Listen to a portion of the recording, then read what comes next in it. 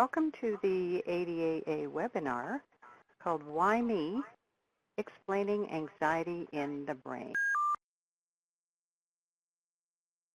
I'm Jean Tykrow, and I'm the Director of Communications for ADAA and the Staff Liaison for the Public Education Committee, which has produced this series of monthly webinars. We'll be able to answer some of your questions at the end of the presentation.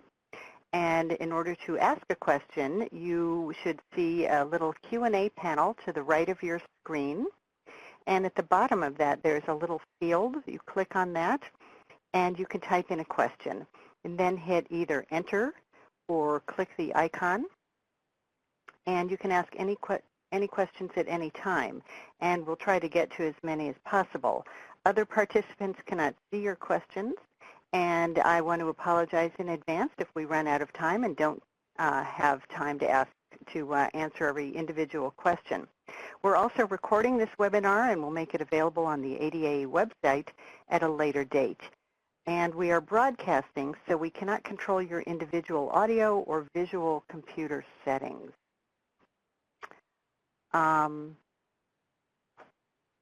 Let me introduce you today to Dr. Catherine Pittman. Catherine Pittman, PhD, is an Associate Professor of Psychology at St. Mary's College in Notre Dame, Indiana. She is also a licensed clinical psychologist and has a private practice with Goldstein and Associates in South Bend, Indiana. She is a co-author of the book Extinguishing Anxiety, Whole Brain Strategies to Relieve Fear and Stress, which offers tactics to control anxiety. Among her areas of expertise are anxiety disorders, post-traumatic stress disorder, depression, sexual assault, brain injury, and learning disabilities, and attention deficit disorder. So before we begin her presentation, let me tell you a little bit about ADAA. It was started in 1979, and today it is the leading nonprofit dedicated to increasing awareness and education about anxiety disorders and depression. ADAA's mission is to improve diagnosis and promote the prevention, treatment, and cure of anxiety, depression, and stress-related disorders through education, practice, and research. ADAA fights to end stigma by promoting the message that anxiety disorders and depression are real, serious, and treatable. Please visit the ADAA website. That's www.adaa.org, which includes Find a Therapist, a searchable database of treatment providers, as well as free educational information and resources such as self-tests, self-help groups, clinical trials, and a lot more. And we're always adding things, so you should check back regularly. You can support ADAA's efforts, such as this webinar series, by making a charitable contribution on the ADAA website. We're about to begin, and so let me remind you that you can type a question in at any time. And now let me turn this over to Dr. Pittman. Thank you so much, Jean, for all your help in setting this up. It's been really, you've made this very easy. And thank you, too, to the ADAA for this wonderful opportunity to address this very important topic. It's quite an honor to be connected with ADAA, and I really want to congratulate the ADAA on offering these webinars. They are such a good resource for people, so I think this is a great opportunity and a great resource. Well, I wanted to start by saying that I'm hoping to answer some questions in this particular webinar. Explaining anxiety in the brain really has to do with a lot of different questions, not simply just one question. And so we'll begin by looking at some of these questions. These are actually very important questions that have important consequences in the lives of people who experience anxiety. They're not just curiosity type questions, but when people ask, why do I have problems with anxiety? Is this something I inherited? Did I in some way cause these difficulties to happen to myself? Or did they result from something that I experienced in my life? Those are all important questions that impact whether a person feels guilty about having the difficulty, whether they blame themselves, whether they feel helpless, or whether they feel that there's someone or something else to blame. And other people's views of an individual are very strongly impacted by the way people answer these questions. Other people's understanding of anxiety, those people in our lives, and how they treat us, whether they're family members, coworkers, or friends, whether they feel this is a real problem or they feel it's something that people, if they pulled themselves up by their bootstraps, they could just, stop having this problem. Answering these questions really impacts how people respond to individuals with anxiety, and it impacts the person who suffers from anxiety also. So the final question that you'll notice is, can I control this anxiety, or is it beyond my control? And sometimes people feel that if something's inherited, it's beyond their control. And we'll be addressing all of those questions as we go through this webinar. And I do want to encourage people to post a question in that little Q&A box and the little lines on the very bottom of that box as we go through, so that we can take a look at your questions, and we may even answer some as we go through if that's the best time to do so. So the first question people often will ask is, are anxiety difficulties genetic, something biological, or are they based on a person's experiences? And the answer to this question is both of those things. Anxiety difficulties are influenced by both of these factors, the genetic and biological factors, and also people's experiences. The truth is, in terms of the genetics, anxiety difficulties have been shown to have a genetic component, and they also, and so we don't all start out the same. I think that's an important thing for people to recognize, that we don't start out with the same anxiety. Some people have more fearfulness, basic fearfulness, or startling earlier in life before it could have been anything learned. We recognize that people are different. And this isn't just true for humans, it's true for other animals. So those of us who've had pets, we know that there are some more anxious dogs or cats than others. So we're definitely inheriting different types of levels of anxiety.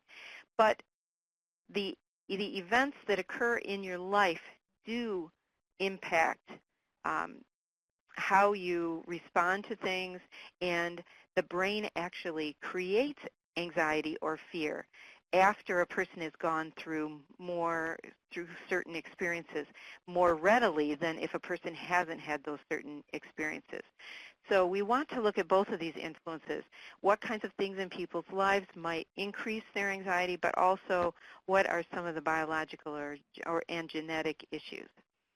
So first of all, let's start out with the question of, do genetics and biological factors influence anxiety? As you know, if you were listening to me, you know the answer is yes, that genes definitely influence the organization, the structure, and the functioning of our brains. And even though we don't completely understand exactly all of those processes, it's very clear that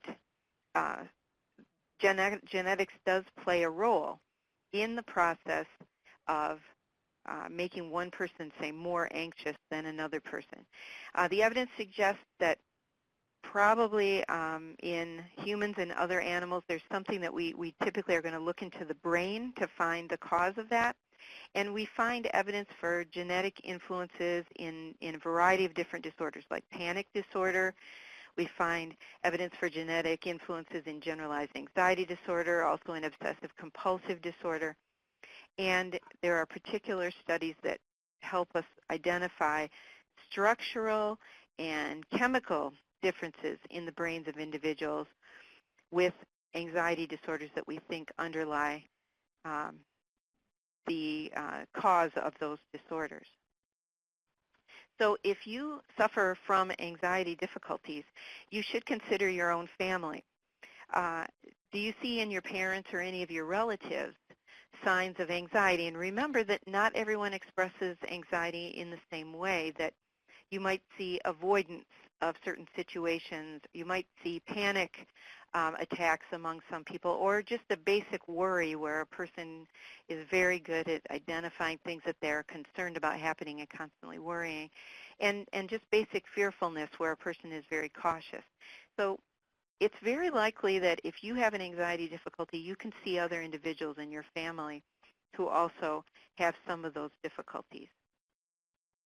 Now, some of the differences we see in the brains of individuals who have anxiety difficulties, comparing them to those who don't, we found that children who have anxiety disorders have smaller amygdalas, and that's a part of the brain we're going to be talking about in more detail later, that individuals have smaller amygdalas even as children when they have more anxiety difficulties. And also we found that individuals with panic disorder might be missing a certain type of receptor in their brain, a serotonin receptor that might be missing. So if you have difficulties with anxiety, it's likely that you inherited some brain structure or a differential function that made you more prone to anxiety than perhaps another person. But luckily, this is not the whole story. We are not stuck with the brain that we're born with in the sense of not being able to change it. So I want to point out that don't assume this means that we can't change anything. We also need to look at the other side.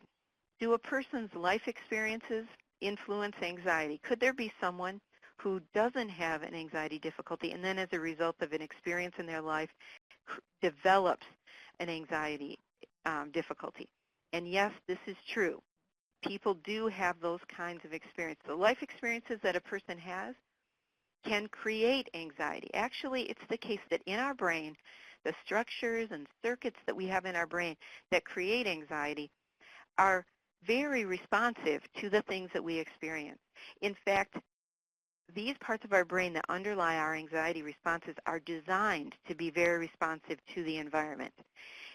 Our brains can learn and they can adapt, and that process of learning and adapting includes the creation of fear and anxiety. So our experience of fear and anxiety created in our brain is actually a useful process, and a brain that creates fear, even though it's not a pleasant experience to live through, nor is anxiety, fear is actually a very useful thing for our brains to create, and it's good that our brains do that, because what that means is that we are less likely to put ourselves in harm's way if our brains create fear or anxiety. So as we deal with fear and anxiety, we have to remember that it has an adaptive function in many cases. And I like to remind people that those people living today are the descendants of the anxious people. That is, those individuals who were too afraid to build their houses close to the river because they worried about floods, those individuals and their children were more likely to survive and pass on their genes to individuals who weren't afraid.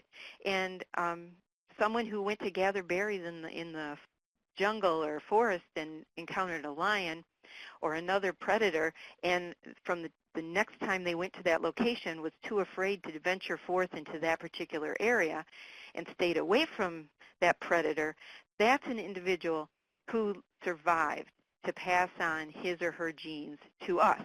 And so we are the descendants of the anxious people.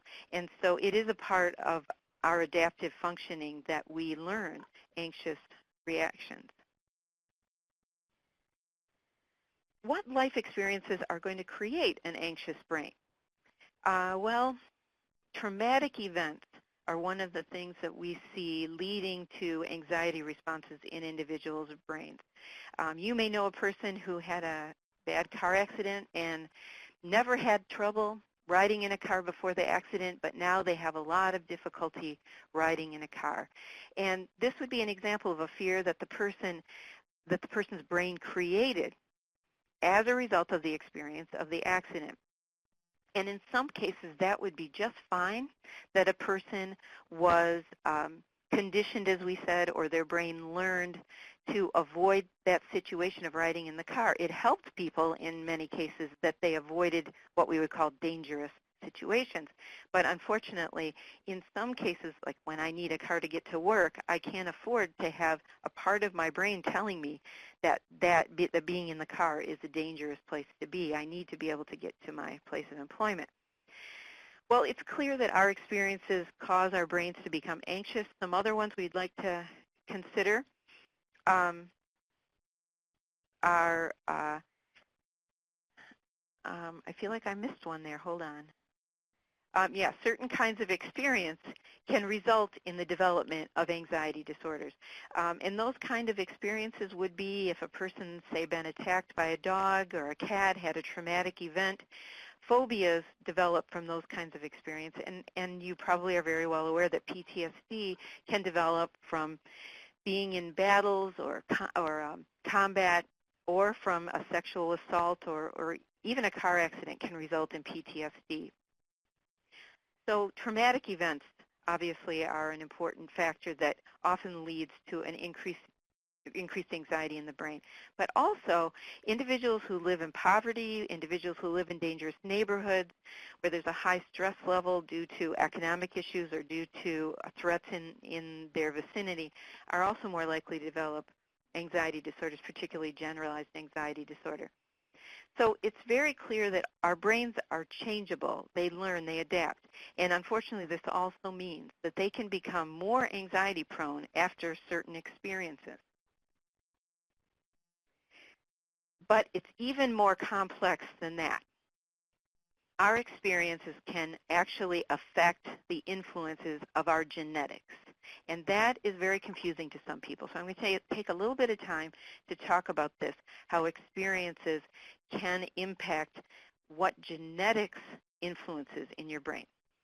Our life experiences can change the genetic influences that we experience.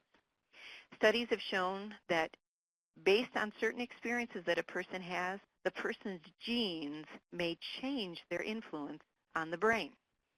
And a good example of a study that shows this was a study in which Kilpatrick and colleagues studied individuals who were affected by Hurricanes Katrina and Rita.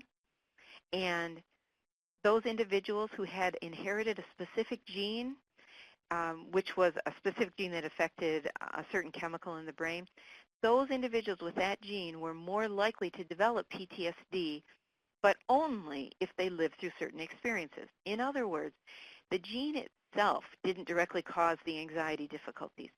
Anxiety, this post-traumatic stress disorder, only developed if the person lived through certain experiences which turned on those genes. And if the person didn't have those specific experiences, having the genes didn't matter. They didn't develop the disorder. And this isn't simply true with PTSD. We've seen this with other disorders that incorporate anxiety. So looking at this study in a little more detail, the point here is that individuals who inherited a short form of a certain gene, those people were more likely to develop PTSD. But having that gene did not cause the person to develop PTSD unless the person experienced two specific things. Those things were a traumatic event, the hurricane in this case, and also a lack of social support at the same time. So if people who had inherited the short version of this gene from each of their parents, that is, they had two short genes, one from their mother, one from their father, and you see them in this particular graph right here, a lot of these individuals, 16% of these individuals in this case are developing post-traumatic stress disorder. They inherited two short genes. If you only inherited one, you can look over here, only one of those genes was short, and from your other parents you got a long gene, those individuals also were more likely than the people in the other groups that you see here to develop PTSD. But notice these two groups, even though these two groups had those genes, they developed it only when those individuals had low support and high hurricane exposure. If an individual had even both short genes, like this, in this group, but they didn't have these factors down here of the low support and high hurricane exposure, those individuals did not develop PTSD. All of the other people, that's who we see in this part of the graph here, in that bar, those are people who had short genes or long short genes or long genes. You can see that in that, among those groups, there was very, very little PTSD developing. The time that it occurred is only when the individual reported low support and high hurricane exposure. So in other words, having the gene did not cause a person to develop the anxiety problem. It was having the gene under certain conditions. And if the person had those genes but did not experience those two conditions, then they didn't develop the disorder. So the important thing to take away from this is that sometimes you can have a genetic, what we might call predisposition, or a genetic weakness, but if you don't have the right life experiences, it may never result in the development of an anxiety disorder. So it is a very complicated process. And if you have questions about that, this would be a good time to post them. So I will definitely go back to that again if that confuses people. But the point to take away here is that anxiety in the brain is a result of complex influences. Every individual has a unique brain that's a product of his or her unique genetic and biological makeup. We all have our own brains, and some of us are more naturally anxious, and some become more anxious after our genetic predispositions are triggered by specific events that we've lived through. And events in lives are definitely going to impact us, and there can be a person who doesn't have any genetic predisposition to anxiety, but because our brains are responsive to the environment, they may have an anxiety response that is learned as a reaction to environmental causes. So that there are some things like, for example, being a POW, being kidnapped. We think any person, no matter how much their brain is resistant to anxiety, is going to develop some anxiety difficulties after those extreme situations. And also we find that childhood abuse is another example of something that will result in changes in the brain that might make an individual more susceptible to anxiety. So the bottom line, going back to our questions here, is first of all, if we look at the question of, is this something that I inherited? Yes, you really probably do. If you look in your family, if you consider the situation, there's probably something in your brain, in many cases, that predisposes you in some way to be vulnerable to anxiety disorders. Did the anxiety result from something that I experienced in my life? And many people, they would be able to say, I can point to when my anxiety became a problem. It was after a specific event that happened, and after that occurred, that's when I began having more difficulties. And as we know, there's also a combination of these two things, where a certain life event that affects one person in a rather disastrous way in terms of the increase in their anxiety may not affect another person in that way. And it could be because of genetic differences between those individuals, or it could be because of the way the individuals interpreted or processed those experiences.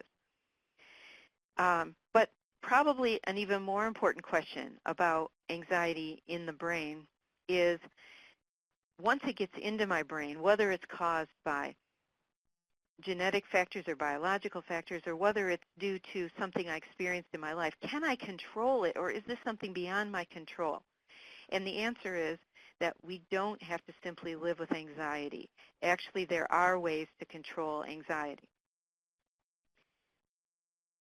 So clearly, if we understand the causes of anxiety, this can really help us to overcome them. Knowing that all brains are not equal is an important thing to keep in mind, to recognize that you don't have the same skills as other people, you don't have the same kinds of gifts, you also don't always have the same kind of anxiety predispositions, and some of us are more naturally anxious. But the brain is changeable and can adapt. And we also know that any brain, even without predispositions, can learn to be anxious, and especially because we are the descendants of the anxious people who survived and passed their genes on to us, our brains do learn to be anxious, but we can also teach them how to be less anxious. Now, in fact, I I really would like to point out, you may not feel lucky to have an anxiety disorder, but the truth is we know quite a bit about what causes anxiety in the brain, and we know how to change it. So when I'm teaching in my courses, I try to let my students know that anxiety disorders are the disorders we probably know the most about how to treat.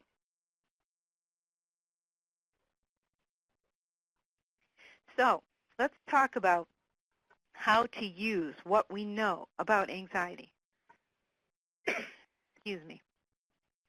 First, don't blame yourself for your anxiety. You can see how complicated the process of developing an anxiety disorder is. And so you really shouldn't attribute it to a lack of strength that you have or a difficulty that is a weakness in yourself. Also, you should also try to understand anxiety and how your brain creates it.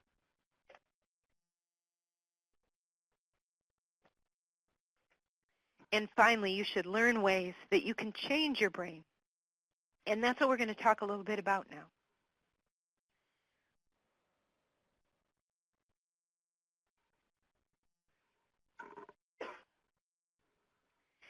Okay, so if we try to understand the sources of anxiety in the brain, this is another aspect of why does this happen to me? When people say, why me? Why am I experiencing this? There's two parts of the brain that are really important to understand in order to understand the sources of anxiety. The first one is the most unfamiliar one, the amygdala.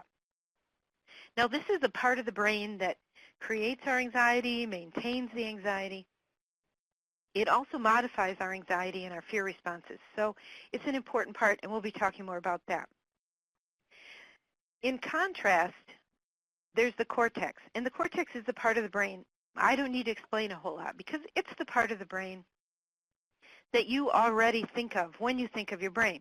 It's the thinking brain, the part of your brain that you think of as the thoughts that you have, the part of our brain that has reasoning and logic. It's the part that contains our awareness of things, like when you're paying attention to this presentation. And it also provides detailed information. It's where we process our vision and what we hear. It's the part of the brain that you think of. Now you'll notice that I have a picture of this book that I wrote with my colleague, Lisa Caro.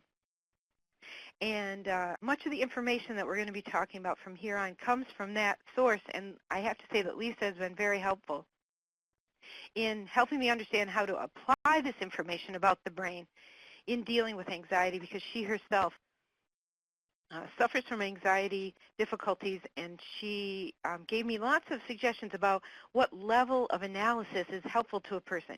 And she said, going into a lot of detail about the brain isn't what I need to know. She said, I need the general information. So we're not going to go into a lot of detail, but we are going to talk about what you need to know in order to be able to change your anxiety. So first of all, if you look at the anatomy of the brain, the cortex is the part on the left, the colored portions that we see, the curved part. They're actually not colored like this. It's actually pretty gray in the brain. But the amygdala, which you might not have ever heard of before, is this little part right here, the amygdala, a small part in the brain. And if we can just talk about those two different parts. Starting with the amygdala, which is the part that you don't know much about, it's an almond-shaped structure. There's actually two of them, one on the left side and one on the right side of the brain, and it really serves as an alarm system in the brain. So when people ask me why they feel fear or anxiety, one answer to that question is because of your amygdala. It serves as an alarm system, and it does have other functions too, so we don't want to just get rid of it. It's helpful for us and helps us feel attachment and other things, but one of the important things about it is it scans for danger in our lives, and it's always on the lookout for anything that might cause danger. Now, I'm imagining that most of you have heard of the fight or flight response. And the fight or flight response, which I like to refer to as the fight fight, flight, or freeze response, because something else that can happen is a person feels so frozen and unable to move that is also part of anxiety. We should remember it's not always fighting or fleeing. Sometimes it's freezing. But that response comes from the amygdala. It started in the amygdala. The amygdala is a part of our brain that turns that on. It has extensive connections, and it can influence our sympathetic nervous system, our hormones, and so it can cause us to release hormones like adrenaline, for example, and it also can affect all of the thinking processes in our brain. It can kind of shut down our ability to think. So if you've ever had the experience of feeling like I can't even concentrate, I can't think, that's because the amygdala is capable of taking charge of your brain in a way and not allowing the rest of your brain, what we usually think of as our cortex and thinking processes, what those parts are not able to operate as well when the amygdala is kind of taking charge. You might think that's a bad thing, but if you are driving down the road and all of a sudden someone pulls in front of you, you don't want your cortex to start thinking things like, why did the person do that? What color is the car? What's the make of the car? Should I get the license number? You want your amygdala to take charge immediately and help you hit the brake so you save your life. So it's important to recognize that the amygdala can definitely take over the rest of the brain in a way, and it kind of trumps the other brain functions when it needs to, and it's probably saved a lot of lives because it does that. Well, the amygdala that we each inherit, your amygdala, my sister's amygdala, each of them may be more or less sensitive to potential dangers. So there may be some people whose amygdalas are more sensitive, like a more sensitive smoke alarm or car alarm might be, and they go off more easily. So coming to know your amygdala is an important part of understanding why you experience anxiety. When you're thinking about anxiety, you shouldn't simply think about your thinking brain or the cortex. You need to consider both systems to understand why anxiety occurs and how to impact it. As I pointed out before, we have the cortex, but the cortex and all of our higher level thinking that we pride ourselves on, that we feel we're above other animals about, when it comes down to really being in a state of fear or anxiety, actually the cortex isn't very helpful because the amygdala can, and in fact it often does, override the cortex.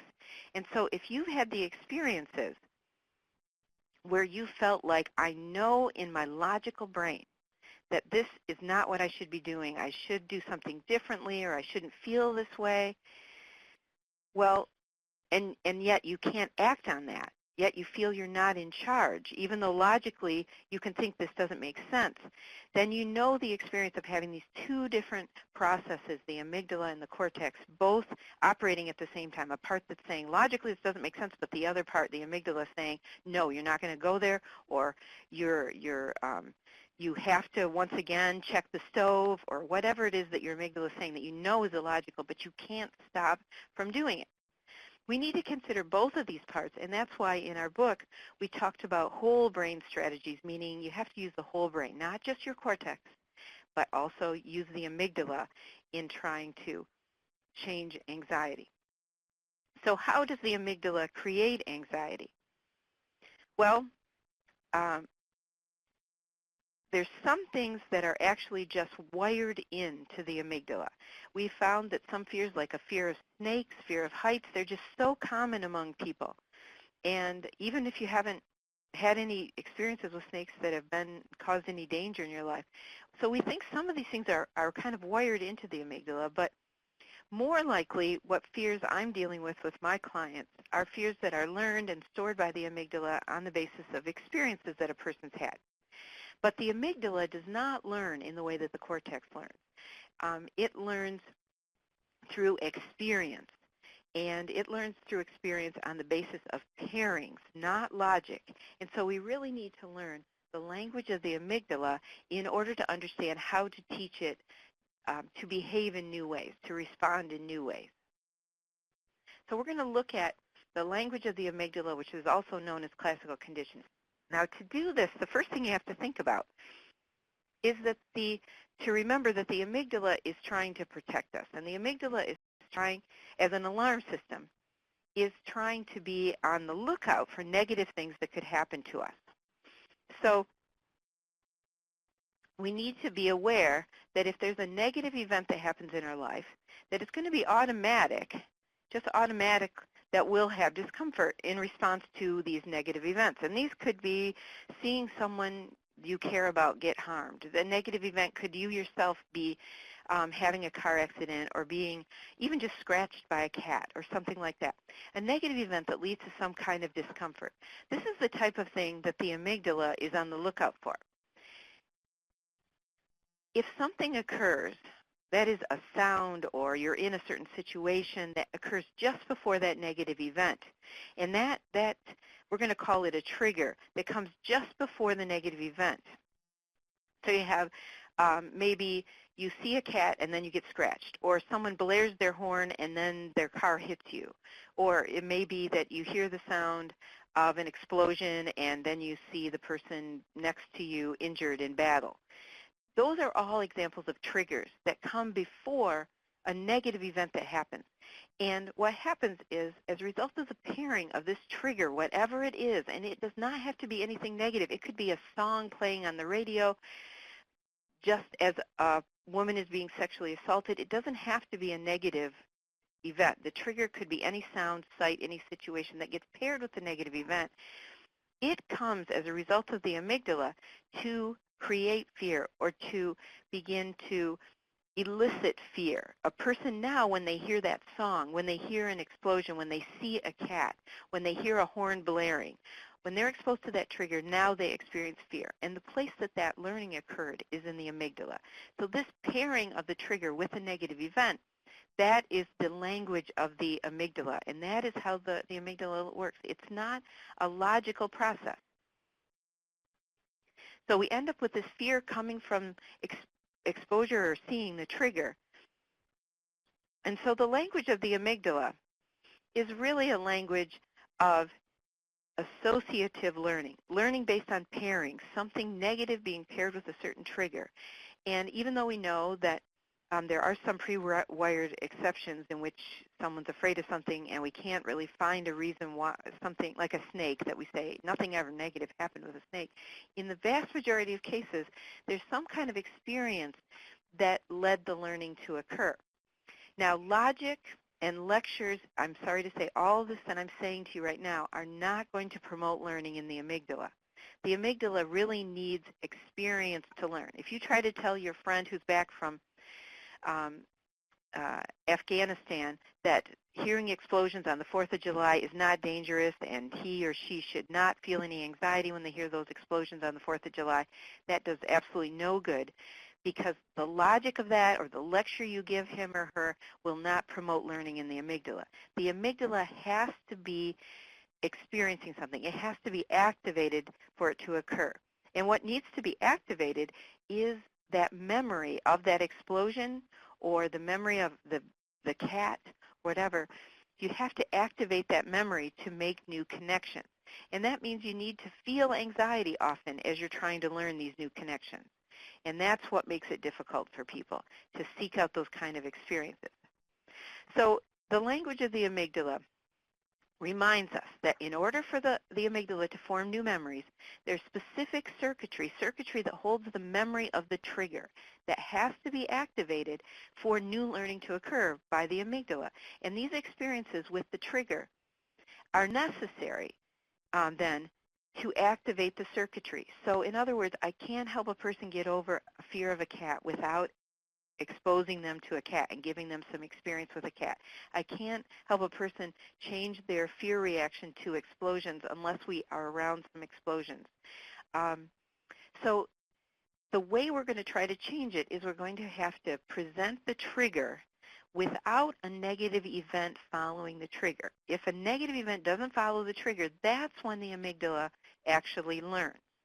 So new learning occurs when you change the pairings that the amygdala experiences. In other words, the amygdala has to have experience in order to learn. So when someone says, why me? Why am I having anxiety? On some level, it's my amygdala is doing this, and I need to teach my amygdala a new way of responding. If you activate that circuitry under new conditions, you're going to generate new connections, and you're actually changing the brain. So let's look at how this happens.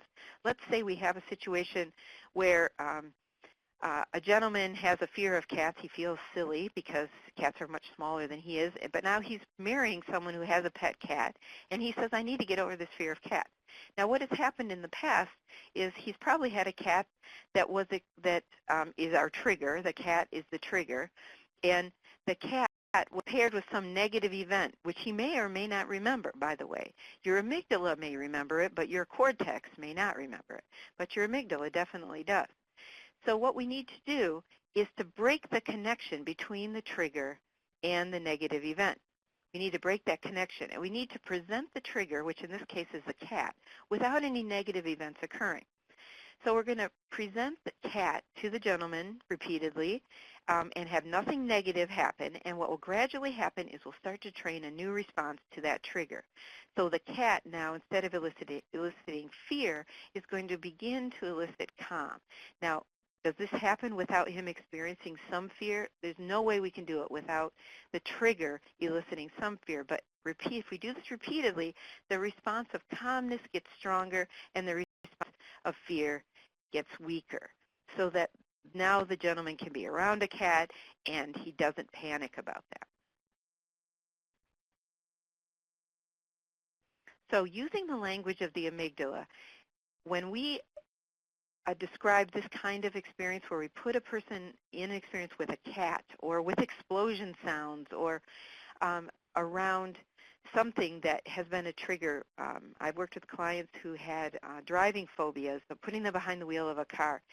These are called exposure techniques because we're exposing the person to a feared situation. And exposure techniques have been shown to be the most effective at teaching the amygdala to change the circuitry in the amygdala, because the amygdala learns through these kind of experiences.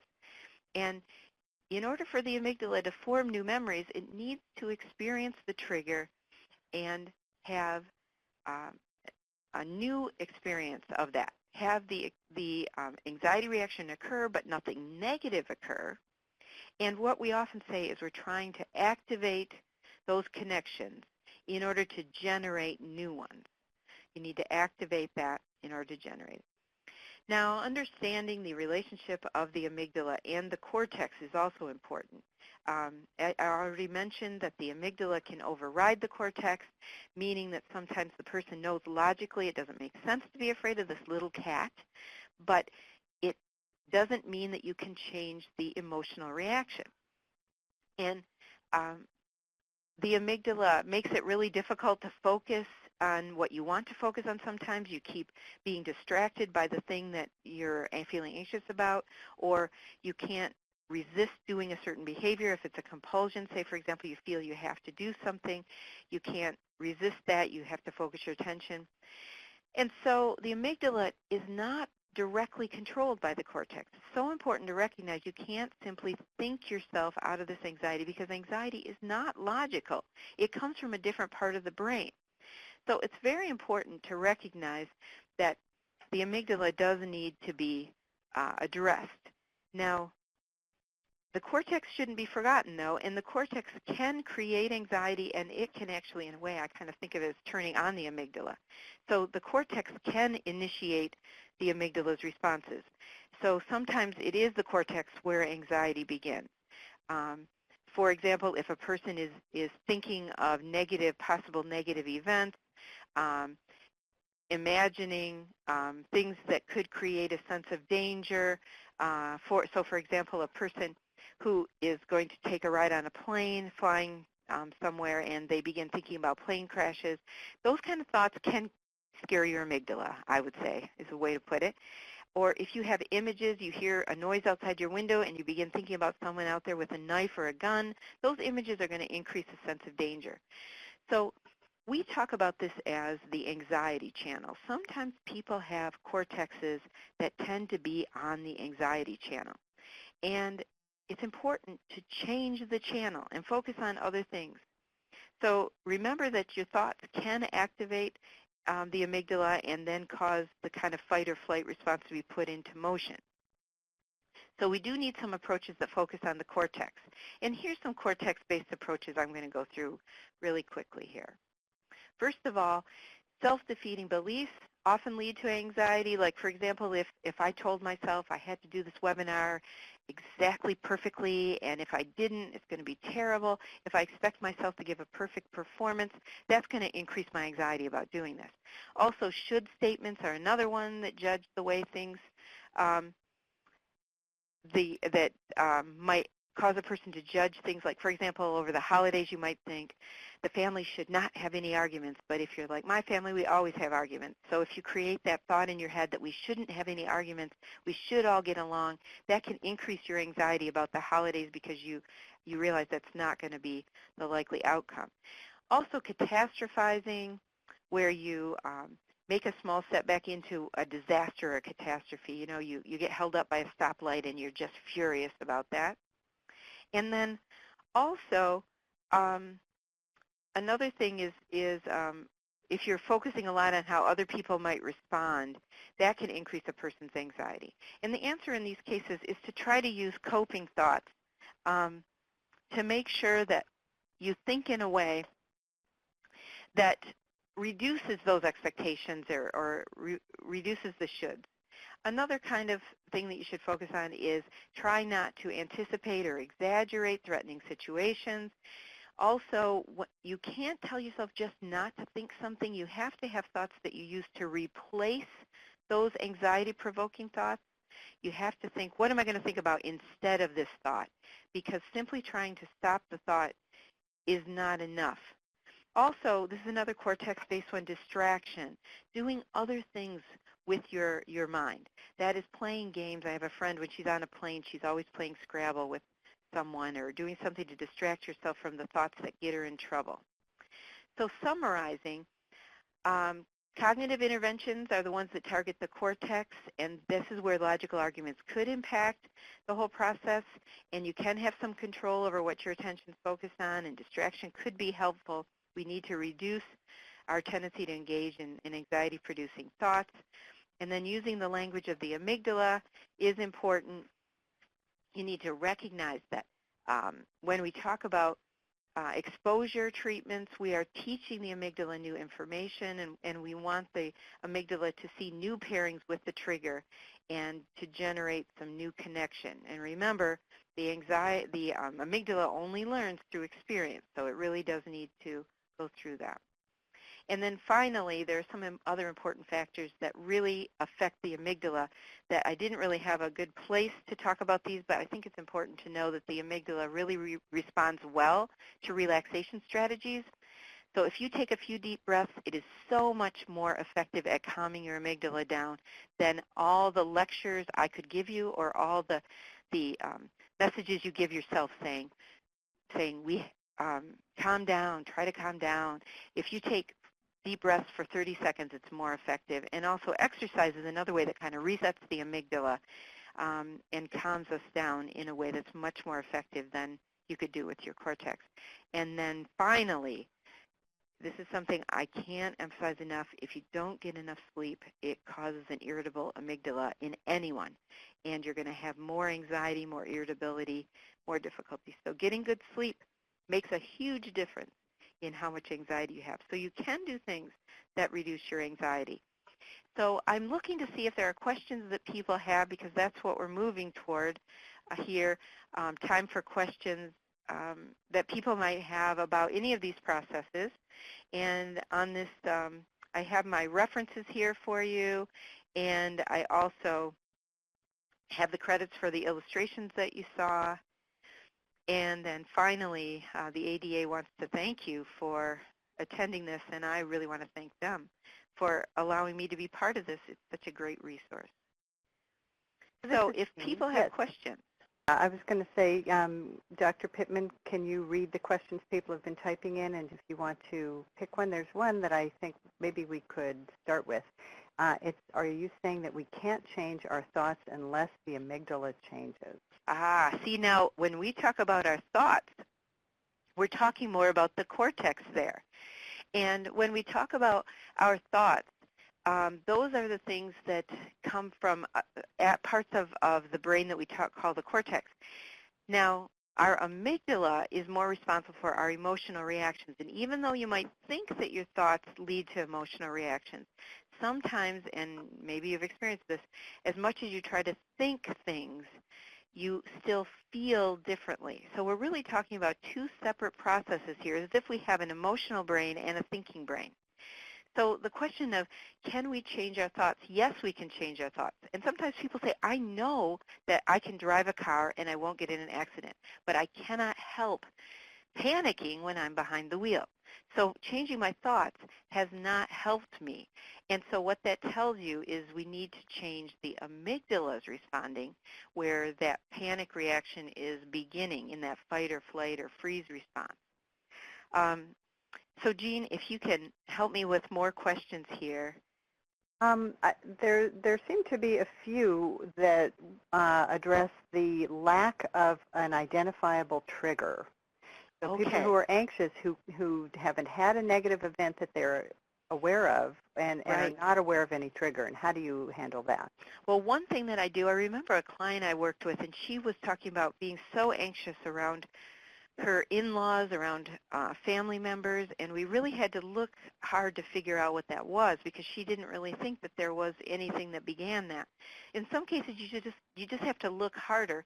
In this case, we really talked about the specific situation. She said, it's usually when I'm in a circle of people and people are looking at me that I get panicky. And I said, well, can you just think of any time you were in a circle when people were looking at you? And she all of a sudden just said, second grade.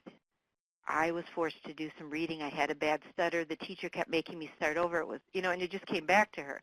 But the truth is, many times, there's not necessarily a trigger that you can identify, or a cause for the trigger, I would say.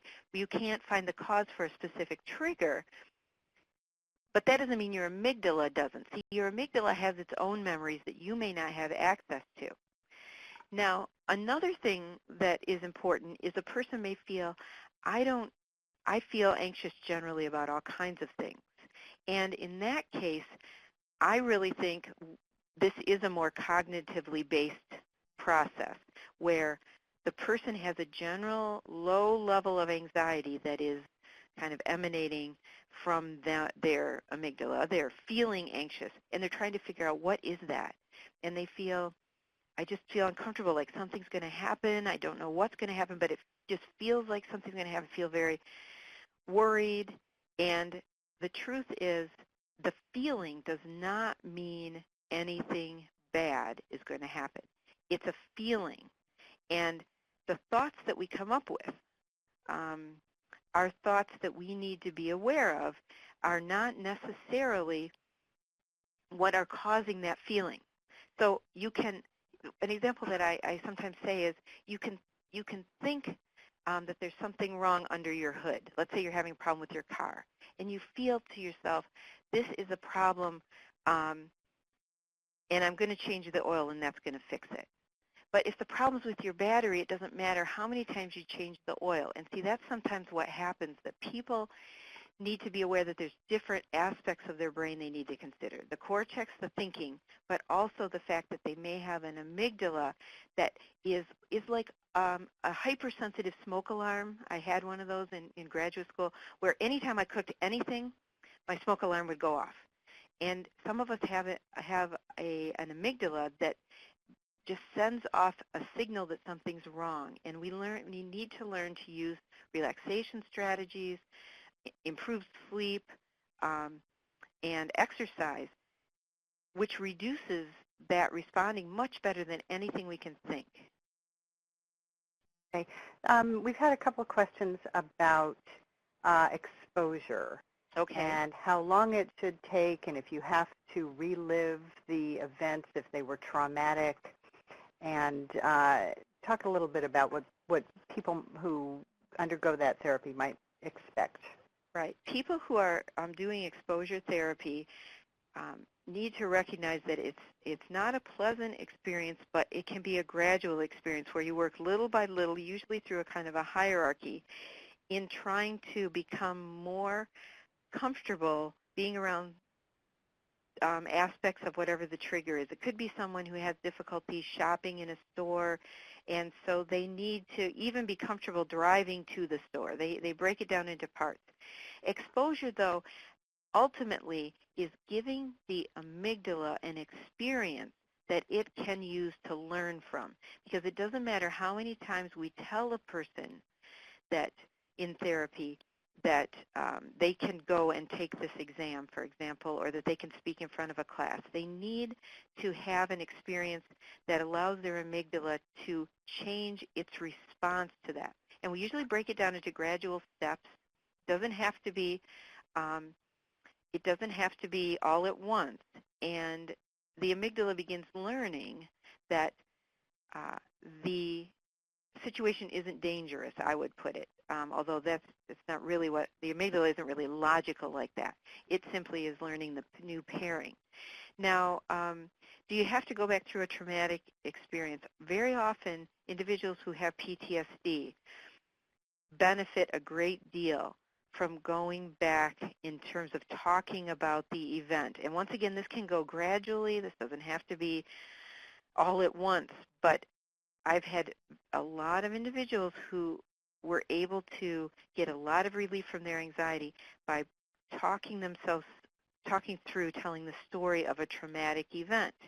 Now, in all of these, you really want to find someone who has experience in cognitive behavioral approaches.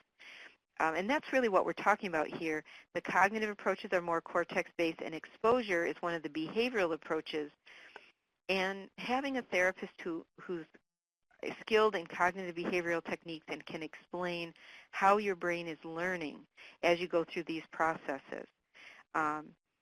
Even just talking about things in therapy, although I did have one gentleman, we had a lot of trouble with his PTSD until I had him tell me the stories back in Spanish in his own language, and that made such a difference. So there's something that we're doing when we retell the stories and go back through them in our mind that helps our amygdala not be so reactive. And it's just the process of knowing that you can't teach the amygdala through lectures or just, it needs to experience that, even if the experience is kind of in the person's imagination. It's a very powerful technique.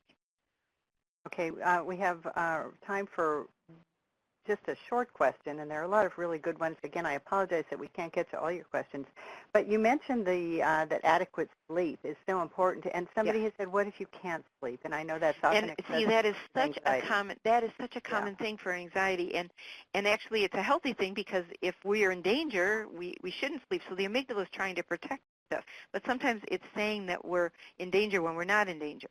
And I really believe that it's important to seek some help to get sleep for a period of days, not to stay on any medication for a long time, but just a couple of days with sleep, good sleep, even if it is as a result of getting medication from a physician who helped you with that, can really change the amygdala. It is something that it's very important to the amygdala to get sleep. So just something I really encourage. And many people, a lot of my college students, they don't think of sleep as an important thing, and when they change their lives to make sure they're getting enough sleep, they can't believe how much less anxious they are. So something we have to value, but we don't typically value in our culture. Yes, very good. We've run out of time, and I apologize once again for all the really good questions, but I think a lot of them people might be able to find on our website. Thank you for attending this webinar to all the participants, and you'll be getting an email letting you know when a recording of the webinar, which will include the slides, will be posted on our website. And we hope it was helpful, and we'd like you to let other people know about our new webinar series. This is only the second one. The next one is scheduled on February 6th, and it's all about the benefits and side effects of medication. Once again, let me thank Dr. Catherine Pittman, and we're going to sign off now. Thank you so much, Jean. And goodbye to everyone. Thank you for participating. Thank you.